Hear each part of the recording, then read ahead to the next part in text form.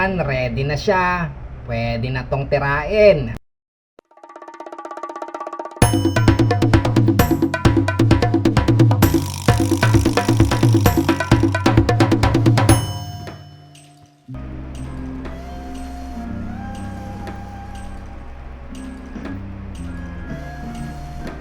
Good morning guys, and welcome back sa aking munting channel.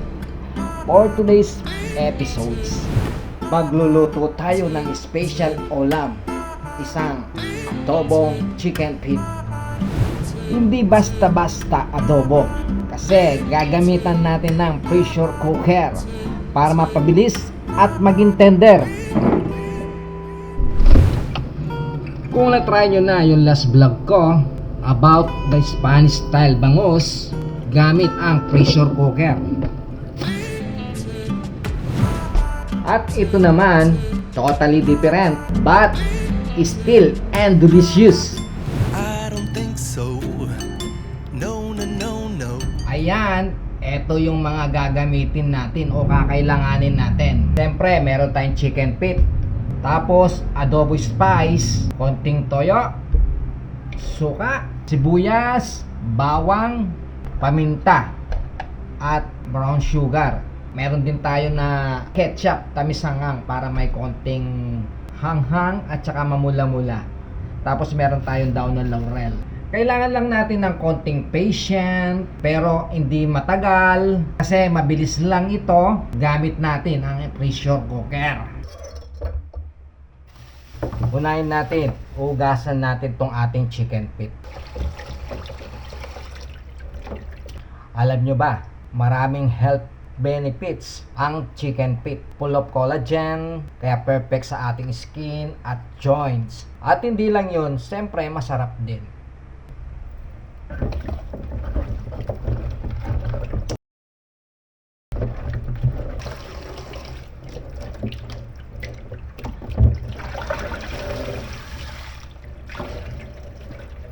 Pakukuluan muna natin tong guys sa siguro mga 5 minutes. Lalagyan natin ng luya, bawang, tsaka paminta.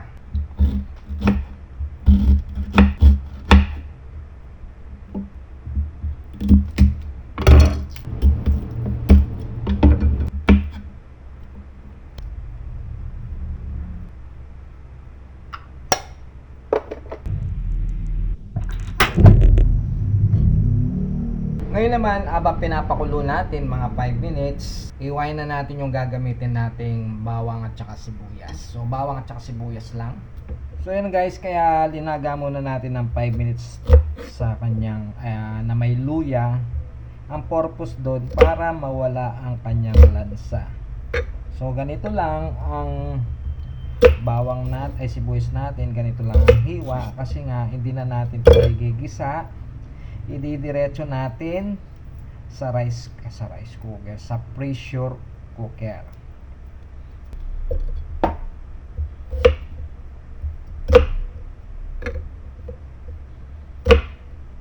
Optional, pwede mo siyang lagyan ng ng luya. So ako hindi ko na lalagyan ng luya kasi nga pinakuluan ko na sa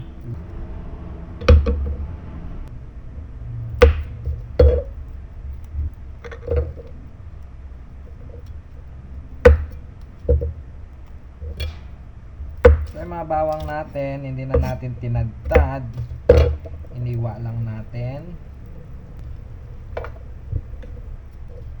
Now guys, ilalagay na natin sa pressure cooker ang ating chicken feet at saka yung kanyang mga spice adobo.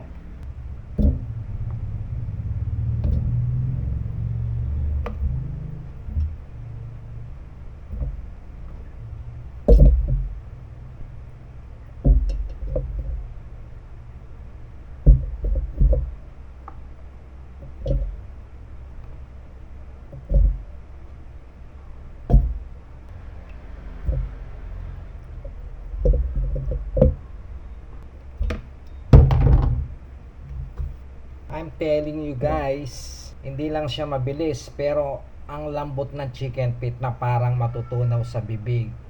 I-add na natin tong kanyang toyo.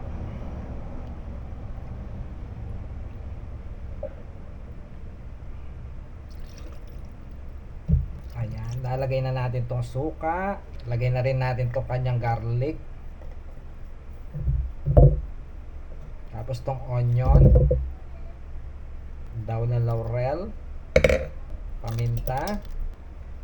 Lalagay tayo ng hangang sarap. Ayan. 600 ml na tubig.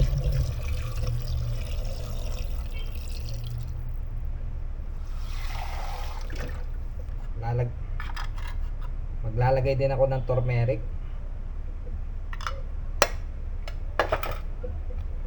Nor seasoning. Lalagay din tayo ng brown sugar.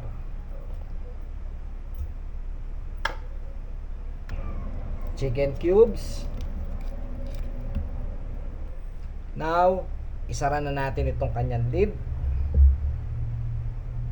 And let it cook for about 15 to 20 minutes. Gamitin ang pressure cooker to the max dahil in just a short time, ready na.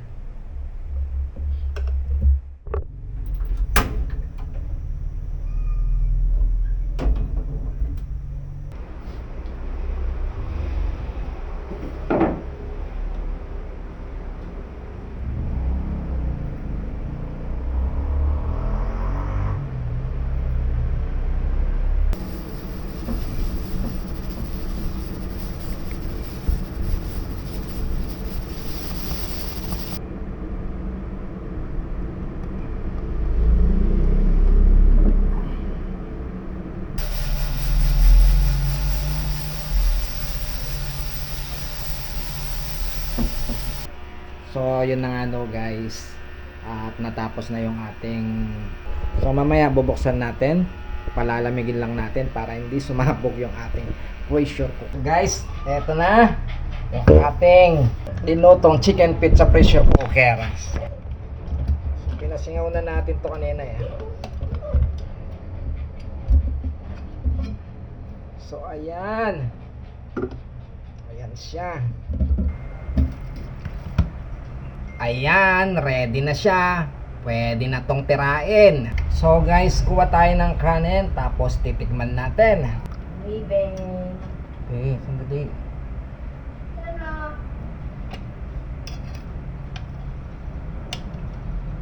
So tingnan nyo guys.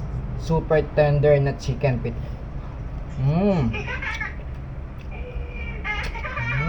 Huwag ka maingay, nagbablog ni Daddy. Hot. Perfect na perfect for lunch and dinner. Grabe. Ang lambot, ang sarap. Ang sarap ng combination. Adobo, flavor, tapos juicy and tender. Ang sarap. Ano ba?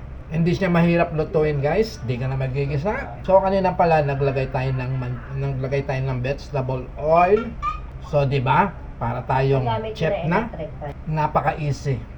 Adobo, chicken feet gamit ang pressure cooker. Huwag kalimutang i-try kasi guaranteed na magugustuhan ninyo.